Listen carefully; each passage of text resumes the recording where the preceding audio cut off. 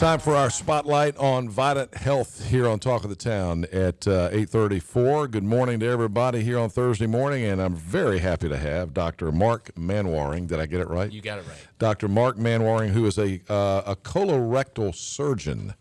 And we talk. This is Colorectal Cancer Awareness Month, and we've talked to a lot of the gastroenterologists in the communities over the years, but the first time I've ever actually had the pleasure of interviewing you, Dr. Manwaring, and first time I've ever had a surgeon in here for colorectal cancer. And there are not that many of them around town, you say? There's not. There's only 3 of us here in Greenville. In fact, there's only the 3 of us east of 95. So is that right? There's not too many of us, but colorectal cancer is such a preventable disease, and I think highlighting the importance of catching it early, because most of what we do as surgeons has much better outcomes for patients if we catch the disease early.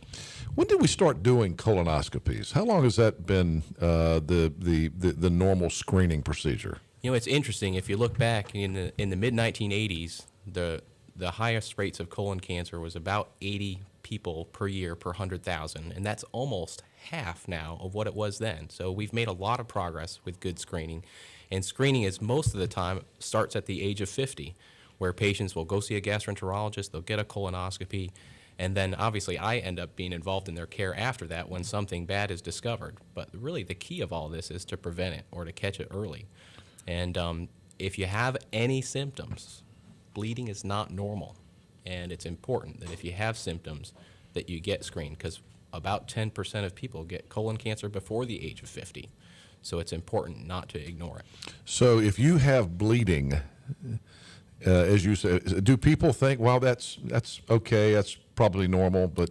they write it off as being just their hemorrhoids or, something they ate or, there's a whole lot of excuses, and especially us guys who don't really want to admit that there's anything going on. Right. It's really important that we, seek some medical care, get some good advice, talk to your primary care doctor, and just get checked. Sometimes something that simple can save your life if you catch something early. Something you said earlier caught my ear, which is this is a cancer that's almost entirely preventable. That's right. If you have the proper screening. So it's actually highly important for people to be screened, which means they need to have a colonoscopy. And the standard, as I recall, has always been men and women, unless you have some sort of symptoms, you should start being screened about every 5 to 8 years. Is that right, with a colonoscopy? So that it really depends on what we find at the time of your colonoscopy. So if you see a gastroenterologist, they perform a colonoscopy and they find that there are no polyps. And polyps are those precancerous lesions that eventually turn into cancer. If there are no polyps, then you really don't need to have another one for 10 years, unless you have a family history or other circumstances. And now, if you have a polyp, they can actually take care of that during the colonoscopy, can they not? That's right. That's the power of the endoscopy as a screening tool, is it's not only a cancer detection test, but it's also a cancer prevention test. So the polyps are actually removed at the time of the colonoscopy.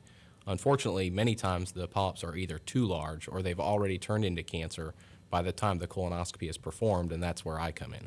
Right.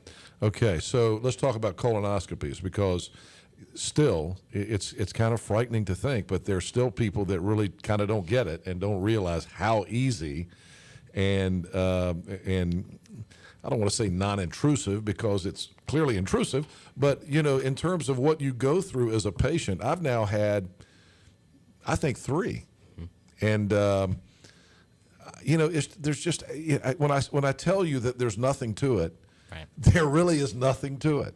I mean, you don't know what's going on. It's absolutely, unless you have something out of the ordinary. Having been a patient now of colonoscopies for at least 3 times, and Michael has got Crohn's disease, and Michael has talked about that before, and he's had several as well. And it really is, a situation where you go in, they give you the medicine, you go to sleep, you wake up. That's really all you know as a patient. That's right. And if you're in the unfortunate circumstance where you have a colonoscopy and something's detected that requires something more than just a polyp removal through the scope, and you need to have a surgery, we have a lot of options now with surgery that are a lot less invasive, and we can do most surgeries with small incisions and get people out of the hospital in just a couple of days. So, we've come a long ways with that, and it used to be folks, when they did have a problem or a cancer, would be in the hospital for a week or two. And now oftentimes it's just a few days, and we get folks back to work pretty quickly. I actually read that you were Jeff Charles' surgeon, and of course Jeff has talked openly about his colon cancer. That's right. And again, no one wants to have surgery. That's right. But you were able to take care of Jeff, and so he's kind of made himself an example in the community of the need for colon screening. That's true. And, it's such a fulfilling role that I have. I really enjoy, because many times, in fact, the vast majority of times, cancer is curable with surgery. In fact, we see that patients who have localized disease that's caught early have more than a 90% chance of survival.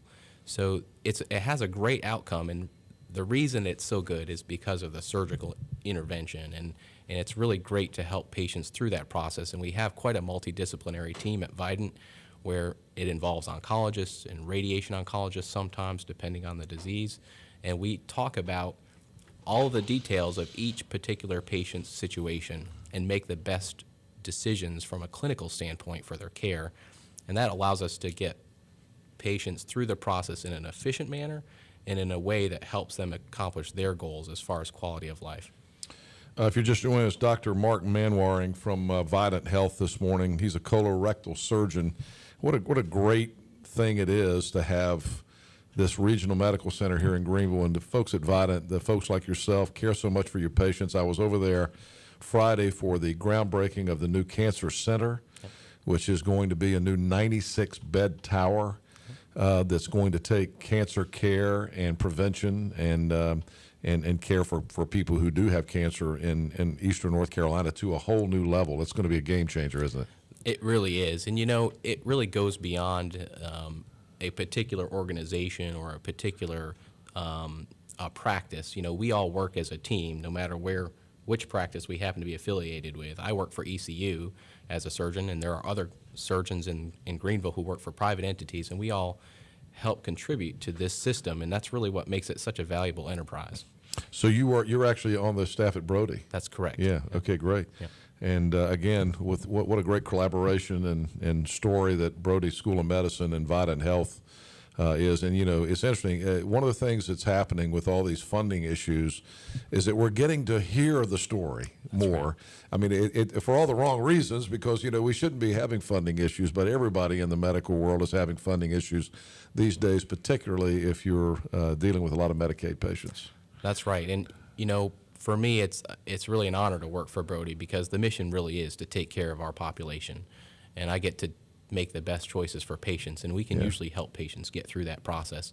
But it is sometimes difficult from a funding standpoint to help them get through it, and so that advocacy at the state level is really important. We appreciate your efforts in that regard as well. Dr. Manwaring, give us your final kind of pitch to people who are approaching 50 or who have symptoms, not to ignore this. And again, you may have no symptoms, but if you're turning 50, go get a colonoscopy, right? That's right. I think the biggest message is bleeding is never normal, and if you have blood when you clean yourself or after a bowel movement, that's not normal, and you need to talk to your primary care doctor about that. They'll know who to send you to and get you connected to the system. And obviously, if you're turning 50 or if you have a family history of colon cancer or colon polyps, you really should speak with either a gastroenterologist or your primary care doctor to help know when you should start that screening process. For some patients, that's sooner than the age of 50. But the main take-home point is don't ignore bleeding or a change in your bowel habits. Don't ignore those symptoms. Talk about it. Get checked out. It might be the difference for you between having a minor outpatient procedure and having to have a major abdominal surgery, and even potentially not surviving the process. Men are so bad. Yeah. What I don't know what it is. God made us that way, but men don't want to have to deal with medical stuff. That's right. And I'm telling you, there are a lot of guys who turn 50 and say, "Well, I'm going to do it," and they don't. And they're 52, and somebody says, "Have you had a colon?" No, I hadn't done. I'm going to do it though. Folks, listen to me. This is easy. There's nothing to this. That's right. And I said you go to sleep. You really you what do you give? You get sedation so that Yeah. you're out enough. You don't know what's going on, but are you totally right. asleep now? Because I know they've kind of changed the way they do that over the years. Sure, you're asleep enough so you don't remember it and you're comfortable. Yeah. And when you wake up, most people don't have any recollection of the process. Right.